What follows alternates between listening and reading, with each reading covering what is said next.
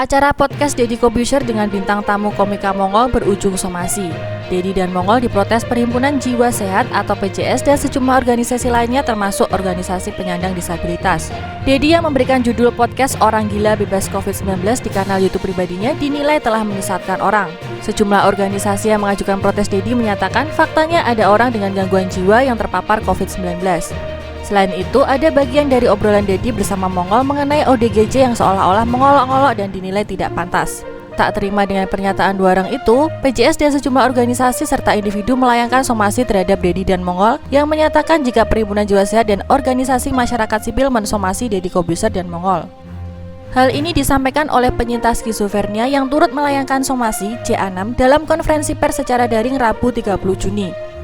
Anam bersama sejumlah organisasi lain menuntut Deddy dan Mongol menyampaikan permintaan maaf secara terbuka dan mengubah judul konten YouTube-nya. Kemudian mengupayakan dengan serius untuk menghentikan sirkulasi konten termasuk followers sebagai kekeliruan, penghinaan, dan perilaku mengolok-olok. Anam menyatakan akan menempuh jalur hukum jika Deddy dan Mongol tidak melakukan tindakan yang diminta dalam waktu 6x24 jam sejak somasi dilayangkan 30 Juni 2021. Lalu, bagaimana fakta yang sebenarnya? Apakah orang dengan gangguan jiwa memang sulit terkena COVID-19? Kepala Instalasi Rehabilitasi Psikososial Rumah Sakit Jiwa Dr. H. Murzaki Mahdi Bogor, Dr. Lahargo Kembaren mengatakan, pendapat-pendapat tersebut tidak sesuai dengan bukti ilmiah dan kenyataan fakta di lapangan. Dia menyebutkan saat ini banyak ruangan khusus pasien COVID-19 di rumah sakit tempatnya bekerja yang diisi oleh pasien ODGJ. Menurut Dr. Lahargo, risiko kematian pada ODGJ yang terinfeksi COVID-19 justru meningkat 2 kali lipat.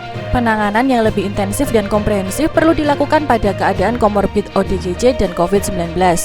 Karena bukan hanya COVID-19 yang diterapi, tapi juga gangguan jiwanya dan perlu dipikirkan dengan teliti interaksi obat yang diberikan. Dr. Lahargo juga menjelaskan ODGJ memiliki risiko 7 kali lipat untuk terinfeksi virus corona. Oleh karenanya, vaksinasi COVID-19 sangat diperlukan bagi para ODGJ. Gangguan jiwa juga dapat terjadi di tengah pandemi karena stresor psikososial yang meningkat. Saat seseorang terkena gangguan jiwa, imunitasnya menurun dan pola hidup sehatnya jadi memburuk. Inilah yang meningkatkan risiko terinfeksi COVID-19. Dia memaparkan sejumlah ruang perawatan di rumah sakit tempat dia bekerja sudah terisi penuh oleh pasien ODGJ yang positif virus asal Tiongkok ini.